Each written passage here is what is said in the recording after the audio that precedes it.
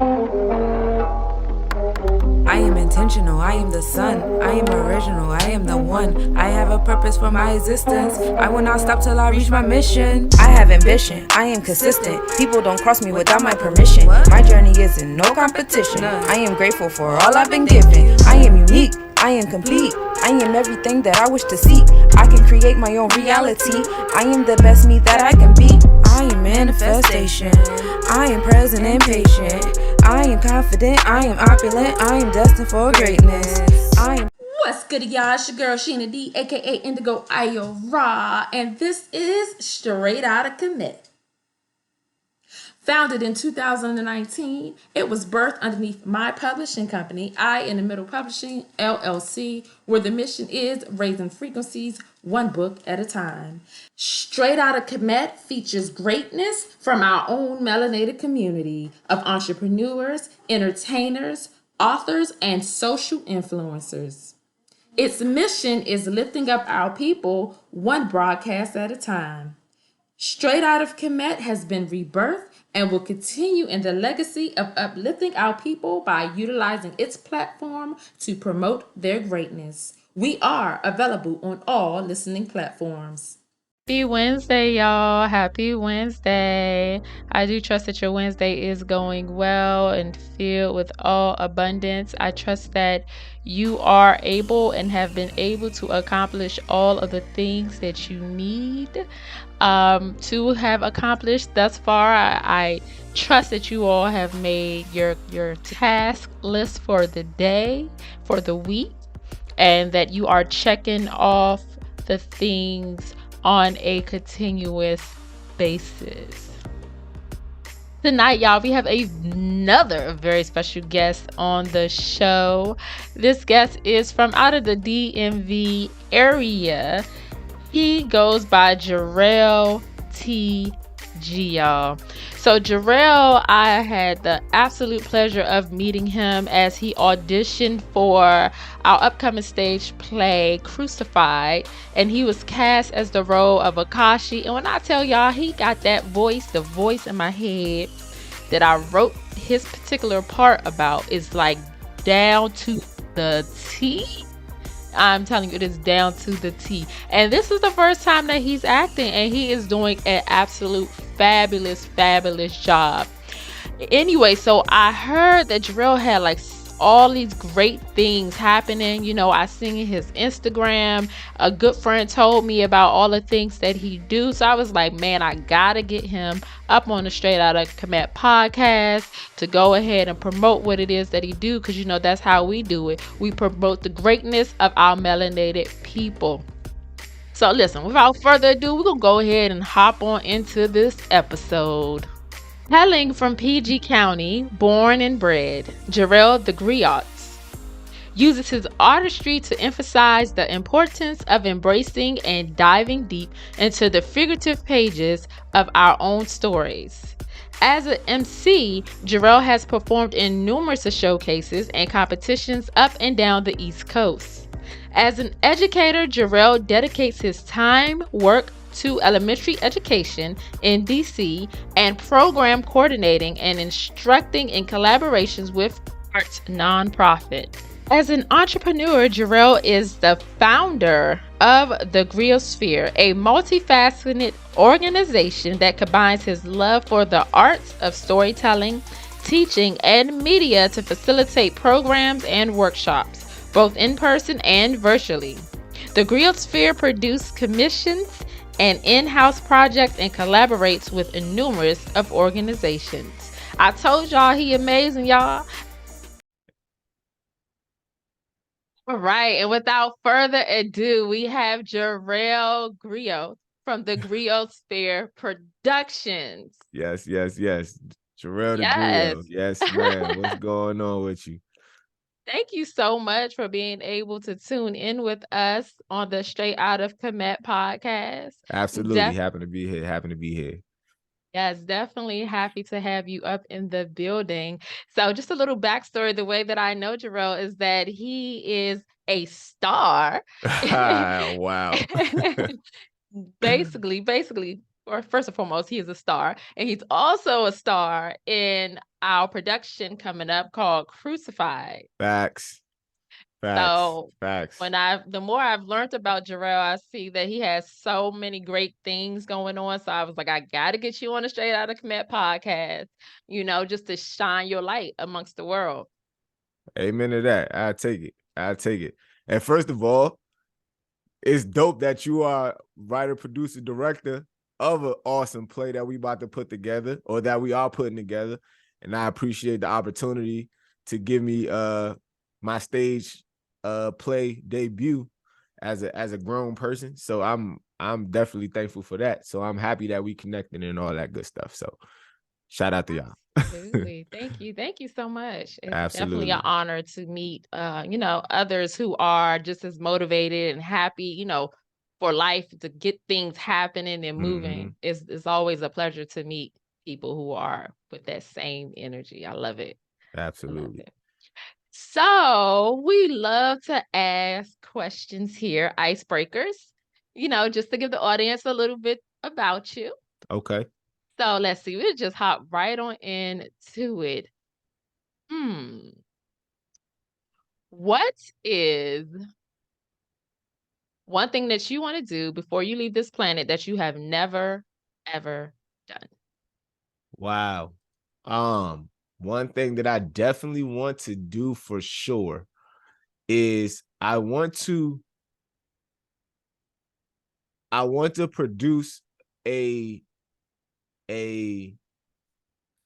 would just call it an experience specifically geared towards Black children. I don't know exactly what that's going to look like. I don't know exactly who's going to be involved with that. I don't even know for sure what type of platform I want it to be, whether it be like a stage situation, whether it be like, scripted content, or whether it be, documentary stuff. I don't know for sure, but I know something involving Black children's experience. And I wanted to be like engulfing a whole bunch of different type of stuff. So that's definitely what I want to do. I haven't achieved it yet. I'm taking steps towards it, but that's the ultimate goal. That's the ultimate dream. That's really where the Griotsphere came from, was my idea, wanting to use my different artistic mediums to impact youth at the end of the day. So however that comes to fruition, that's the Okay, I love it definitely, because the youth is our future, definitely, for sure. And the things that we instill in them today can help them to become successful adults tomorrow. And you said it so specifically to what I look at, how I look at it, because people that work with kids don't always view it from that perspective. Like, these are little humans that are going to one day become adults. So some of the minuscule, some of the minute things I feel like is supposed to be most important in rearing children is kind of just preaching to that time frame that they're in, as opposed to developing them as, like you said, successful humans, being successful adults. A lot of times we don't look at it like that. So the fact that you said it in those specific words was like, yeah, you get it. Absolutely. I mean, I do something of sorts, with offering workshop classes for the youth for playwriting, because playwriting is my thing. Absolutely. I just love bringing life on the stage, and then also, through my books. Yeah, I'm about to say, you got the books in the back. Yeah. I need a guy get like you. Huh? I said I got to get like you with that. I'm still in the book writing in idealizing process, but you got the hard copies. That's what's up.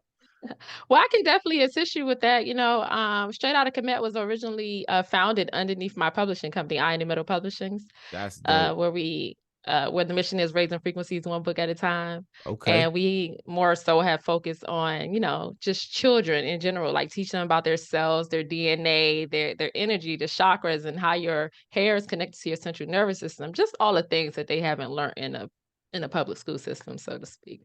That's awesome. That's awesome to hear. That's what's up. That's awesome what you're doing, what you have going on. And I love the whole, your whole mission behind how you got your name. Mm-hmm. So I mean, what else is it that like your production offer? I mean, I know you offer the greatness for the youth. What Yeah, else do you? absolutely. Mhm. So we've actually done quite a lot. We were established as an LLC in 2021 officially. Nice. So yeah, so Congratulations. it's coming up on 2 years in April. And we've done so much. We've done some in-house content, whereas I've produced a couple of podcasts. I did a internet show called Our Cinema, where it kind of brings on artists and we talk about their favorite Black movie and why is their favorite Black movie. We play a little trivia game. So that's some of the in-house content that we've done. In terms of out, you know, in collaboration with others, I've worked with a nonprofit organization called Propel Productions. It's based in expressive arts and mental health combining. So we've partnered for a lot of, as you said, like workshops and projects surrounding that. I brought my wife into the fold, and we are the production team for a monthly open mic. So I do the visual because it was all last season and the season prior we were live streaming it. So I'm in charge of the whole visual production. She's in audio production, so she's running the soundboard. I'm running the cameras. So that's a dope thing that we do. We can produce for other people. So I've done photography and videography, as like a contractor. We've done live stream productions for various other entities. I've done during the pandemic, I did a kindergarten graduation as a live stream. So had it set up where they had some pre-recorded content and some, most the graduation was live stream, but they had pre-recorded content they wanted to play and music and all that stuff. So we facilitated that. Pretty much anything, man. Like I'm so open, and I've structured the company to be so diverse in what we can do. So it's how I connect. We've thrown events. Last February for Black History Month, I did a whole event series that was both online and in-person events called For the Love of the People. So we had merch. We had I think 4 in-person events. We had like I said, 2 podcasts specifically for that, where we it was a series where we talked to Black men, just about positive love and like the a more grounded image and what that means, loving Black women and all that stuff. It was real cool. So we open to whatever. If y'all got ideas and y'all feel like I got a skill or a skill set or expertise that can help bring it to fruition, I'm down for the cause. I'm down for the cause. So that was a lot, but yeah. No, it's awesome. Thank you. You just inspired me with all the Yeah, stuff that you all are doing. And definitely I'm glad that, you and your wife have teamed together. Teamwork makes a dream work. I love it. absolutely. I love Absolutely. it. You all are definitely building your family legacy and leaving something, being able to leave something behind for For the next sure. generation. That's So the that's whole what's point. up. Yep. Absolutely. That's what's And by my day job, I didn't mention on my day job, I'm actually a teacher as well. I'm an elementary educator. So I kind of take all of the stuff that I do in the Griosphere and incorporate it into the classroom wherever I can.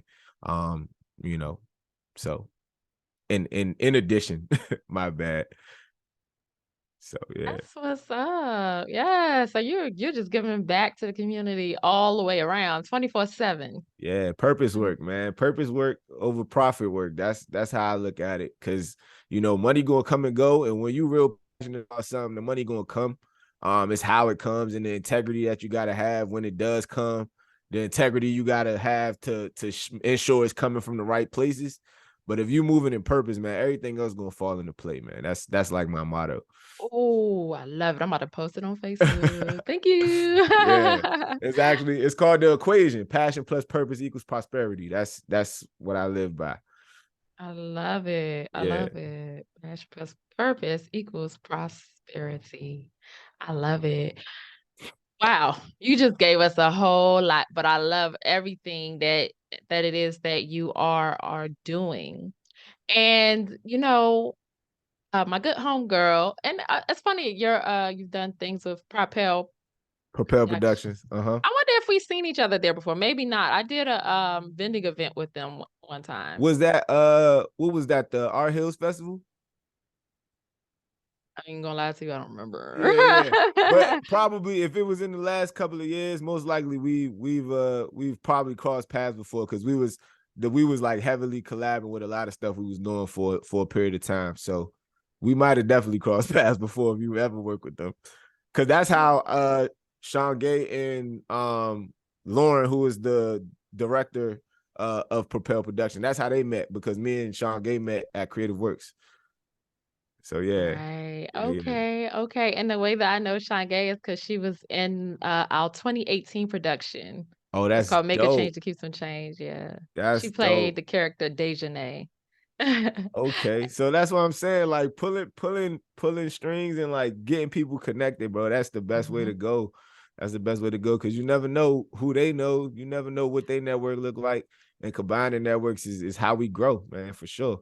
Absolutely. And when she told me that you rap, I was like, oh, okay. So definitely have to get him at our upcoming networking Oh, for event. sure. Yeah. I've been doing that for forever. And it's like, because, and like I said, at the end of the day, like the reason why I call myself the griot, because I feel like my purpose is just to be a storyteller, to share experience, to share knowledge, to share like our story as a people, and pass it down to the next generation. That's what griots did in their tribes. So I feel like that's my job, taking the arts and using it to tell our story. So rap is one of my mediums that I first fell in love with, and I've been doing it. And like I said, it's a passion project. It's not about me trying to blow up and make money. I mean, it would be dope if that happens. If somebody come across and be like, yo, he need to, I definitely take a check to do it. But it's not about that. It's just about the love of doing it and getting to tell my story and our story. So yeah, I definitely be more than happy to do it wherever somebody give me the opportunity to.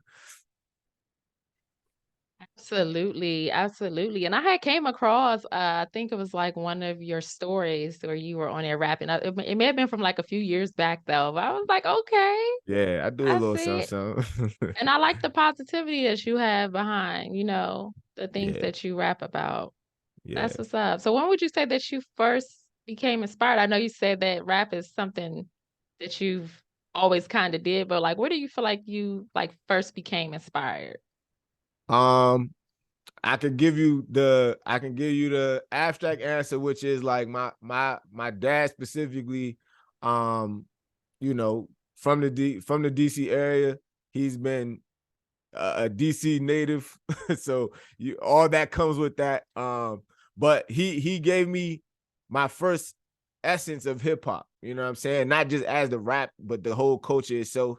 You know what I'm saying? He was a Tupac, Snoop Dogg, Scarface, Devin the Dude. Like he listened to the essence of what hip hop is, and I got that as a kid. Like literally, one of my songs, I talk about me rapping at 2 years old in the back of a red Jetta in my car seat, rapping the Naughty by Nature, just hip hop parade. Like that was from early. So I've always had a, you know what I'm saying? Hard beats been my heartbeat. Like that's literally a lyric that I say. So it was in me before I probably even realized it. But when I really realized that I like the writing aspect and putting lyrics together, was around the time of Ludacris' first album. He had this freestyle at the end of Word of Mouth album. And I literally sat, listened to it over and over again, and wrote every lyric down of that whole freestyle and learned it. And so that's how I began to understand how you structure a rap and how you use creative language to convey some messages. So, and from that point on, it was just, I had, of course, like every other rapper, had little notebooks, be not paying attention at school, writing lyrics. I was a good student though, so it was all good. But writing in school, writing when I'm just, chilling or upset or whatever. And my pen became my sword, if you will. That's how I fought the world. I love that. My Yeah. pen became my sword. I feel like that as well. Writing is definitely it's so therapeutic. It's so Mm-hmm. healing. And I feel like for me, I know some of the things that I feel like I can't physically say, I definitely put it in a stage play. So it's like, yeah, I still feel like I'm telling somebody off. Oh yeah, for sure. For sure. Cause the thing is, with the coolest part about art is subjective.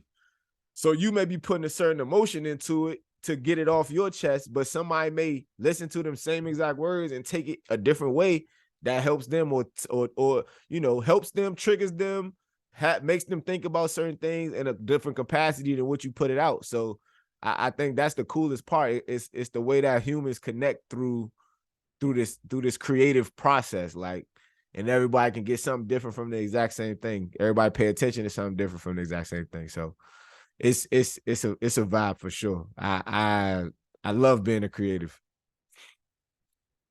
Absolutely, absolutely. I love it. So, with doing a podcast or, just doing interviews in general, you like never know who's watching or who you're inspiring. Don't look at my nails. I need to take this nail polish off. It's all chips. You never know who you're inspiring. What is it that you can say to, like, say a young person who wants to maybe start their own production company? They don't really know where to start. They're into music, they want to rap, or maybe they want to sing, but they don't know where to start, how to start. They're scared to start. What is it that you could say to help them get them motivated? Biggest thing I can say is start where you at. Start where you at. Wherever that is, start where you at. Because as we know, it sounds super cliche, but you can't get anywhere until you start moving towards it. Like, and that's the biggest problem. I had that problem personally. Like, you feeling like you don't have enough to do what it is that you want to do, but it's a step in the process. I'm pretty sure you can attest to, like, when you wrote your first stage play and produced your first stage play, you didn't even know that you had enough of whatever, all the things that was needed to get that thing off the ground. And in actuality, you did. Like, God gives us the tools for where we are. Like, that's how I look at it. Like, you get supplied with what it is that you need when you need it. You just have to understand that it's there and how to use it. And sometimes that takes going through a different journey. You know what I'm saying? I didn't realize that I had a passion for kids until I really started teaching. You know what I'm saying? And understanding them as whole people, really getting to know them as a person and not just a kid, with each one of them having their own perspective, their own dreams, their own ambitions, XYZ.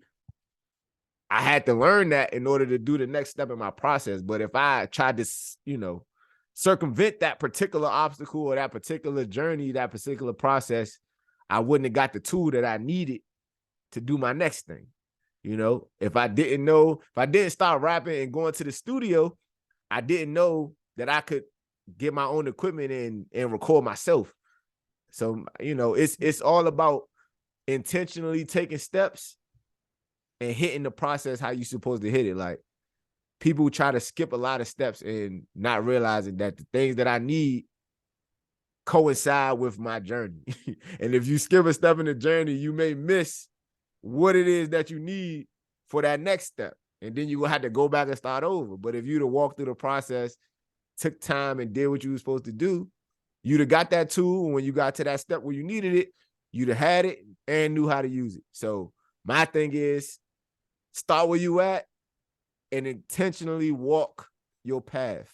That's, in simplest terms, that's how I could put it. Because everybody that's going to look different, even artists doing the same exact art is going to look different. But you have to walk your path and be okay with using the tools that you got where you at. Like, that's it. I love it. I love it. Yes, definitely got to walk in your path. And I feel like I posted something on Facebook. I don't really remember what the whole post said, but it was something in the effect of once you start to walk in your path, doors will just begin to open. Absolutely. That is And 100% true. absolutely. That's 100% true. And I wrote that because I feel like so many people are just they're not doing what it is that they really want to do. They're not living out to their fullest potential. So I just put that on there. Maybe it's just a little spark, like a spark, just to spark their minds to possibly start to begin to walk in their path. Yeah. Because we're all given a gift, divinely. Absolutely. And we're all here on the planet to walk within that gift. So yes, definitely. Exactly. Everything you say, kudos. And the thing is, like, even more so because of we have the, I guess, the blessing and the curse of seeing everybody else's quote unquote highlights of their journey. We think that everybody's journey is supposed to have that same glamour. Everybody is supposed to have that same level of esteem, that same level of, following or whatever. But if you truly understand, like, and start walking in your purpose, you'll understand that we don't all have to be in the same place. Ours don't have to look the same way for us to still be impactful the way we're supposed to be. And people can't get that because we so busy focused on what everybody else got going on. You know what I'm saying? But just be your own person and walk your own path, man. Like you said, it might be hard and it might be, troublesome in moments, have many obstacles, but it's purposeful for you and what you need, because it's a healing process too. The further you get along your path, the more you learn about yourself, learn more things you learn about where you need to get better. All of it works together. You know what I'm saying? Absolutely. Absolutely. Woo. So we got to jump in with another one of them random questions. Okay, let's get it. What do you feel like the world would be like if there were never mirrors or cameras invented? Oh, dang, that's an interesting question. If there were no cameras or mirrors, and you can't see your reflection through a spoon or a fork. No reflections. I think it would be one of two things. I think the negative aspect will be your whole self identity will be based in what other people tell you about you. Because if I can't see myself, I only can gauge what I give to the world from a physical standpoint based off of what other people tell me. So that's got to dictate by society and like blah, blah, blah. That's a whole big another conversation. So I think in essence, that'll be the negative. But the positive would be, I'm pretty sure people wouldn't be able to fully base their value in their physical expression. It'd be more about what you're giving to the world, how you're treating people, because the nicest person could get, kudos and love and admiration from their environment because they're putting positivity and love into the world, versus somebody who just think they look good so they can walk in the room and go, people just need to look at me because I look good. So I think the positive aspect will be people will be driven a little bit more to raise their self-worth and not put that in physical, but more or less, what they giving. You know what I'm saying? That was an interesting question. Wow. Absolutely. I came up with that question because one day I was brushing my teeth and I had my daughter in my hand and she just stopped and looked at the mirror and just started cheesing. Yeah. And I was like, oh, you can see yourself, huh? So that just popped in my head. I was like, okay, that's a really good, question of thought to have. Definitely. Can you I'm looking at your logo back there and it's looking real lit. Like, can you break it down? What's going on there? Facts. So if you see down in this corner right here, let me move that way. Jarrell Tha Griot, that's my name. My logo is the G with the Griotsphere right here. And down the side, it says enter the. So like telling everybody, come on in, because a griot is, like I said, the concept of a storyteller. But my idea, or like the mission behind it, is like everybody is and should be a storyteller because everybody has a story and people can benefit from your story. So the mission behind the Griotsphere in its most simplest form is to help people do that. Whether it be from a physical standpoint where we're teaching small business owners how to use Instagram, how to make videos, how to do basic photography, basic graphic design, so that they don't have to outsource that because we all ain't got the money to go pay somebody to do that. And like I said before, starting where you are. So if you have those natural skills off the bat, it'll make your life a lot easier when it comes to creating, because you'll have some of those basic skills that you don't got to pay for. So like I said, in essence, everybody's a griot, or by the time you enter the griot, if you enter the Griotsphere, you become a griot as well, and we're gonna make sure we help you in whatever capacity that is, whether it be writing, whether it be helping facilitate events, whether it be a vendor and just doing merch or whatever. Doesn't matter. Whatever it is that you want to do that is in your mind telling your story, we can help you do that. So that's the essence of that. And then if you look all the way up in the corner, can't see all of it, but it says MC, educator, entrepreneur. That I like alliteration just because I'm a writer. So those are my, what I say, realms of expression. MC, like not a rapper. I like to say MC because it gives homage to the culture, because people didn't realize that the DJ was at one time the music was the thing. The MC was just the person that connected you with the music based off of what they were saying. You know what I'm saying? So I look at MCs like the Rakims of the world, like the Nas's of the world. Even today, J. Cole's one of my favorite artists just because I feel like he gives that essence of MC. So MC is one realm. I do music. Educator, as I said, both in workshops and literally as a teacher in a classroom. That's the one way that I express. And then as an entrepreneur, because we had a production company and we moving like that, learning and teaching all at the same time. So that's my three realms of expression, my three creative worlds that I tend to be in most often. I got to figure out an E word to add acting into the equation now, since I can call myself a stage actor. So that's in essence what you got going on behind me. Then of course I got the purple just shining up on it because purple's like my brand color. I think it's majestic. So yeah, royal purple is where it's at. So that's all. Absolutely. I love everything that you are doing. Definitely.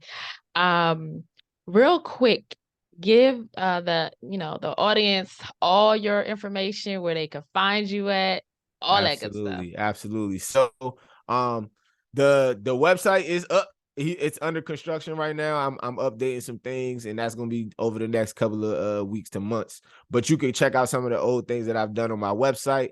That's enter ENTER the, it's THA, just because I'm like that. THA Griotsphere. So GRIOT sphere, like a circle, 3D circle. SPHERE.com. You can go there.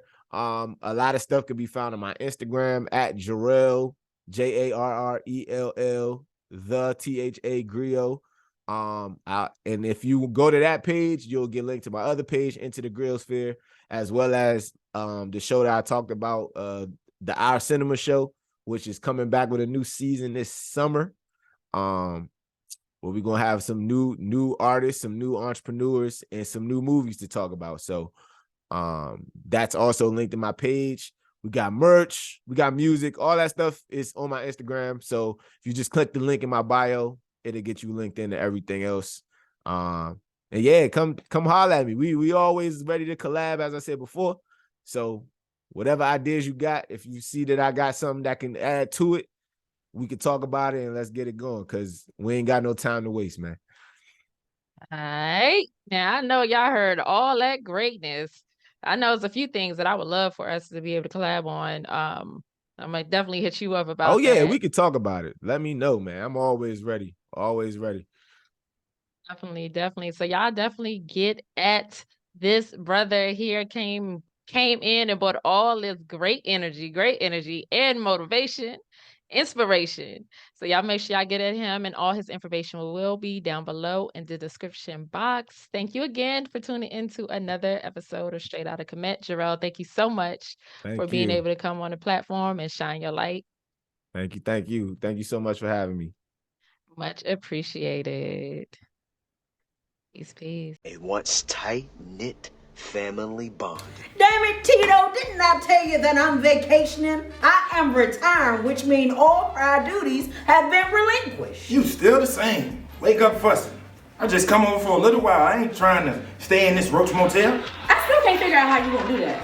Honey, you see, when the Lord created me, He created a mighty great sunbeam made in his image. And plus, Yoshi always rolling her damn eyes. One day I got her good. I put a little bit of crazy on her eyelashes while she was asleep, and she couldn't roll her eyes for 3 days. That's the time when her eyes is real puffy. I remember when I saw her, I was like, girl, you looking just like your mama with all them bags. Ouch, Auntie. I told you about playing with me. It's broken. When the battle of addiction is lost, resurfacing childhood You trauma. need to get some help. I need to get some help? Really? You're the one that loses friends when you put too much liquor in your body. Okay, and you're the one who ruined your marriage because you're still traumatized and traumatized me all my life. And revealing family secrets. I stand before you broken. I recently lost my best friend. My right hand, my mother. Leaving one innocent soul demonized. You broke Ma's heart. And I really lost my whole family. But most importantly, I lost myself. Crucified, the stage play, showing April 14th and 15th at the Slayton House in Columbia, Maryland.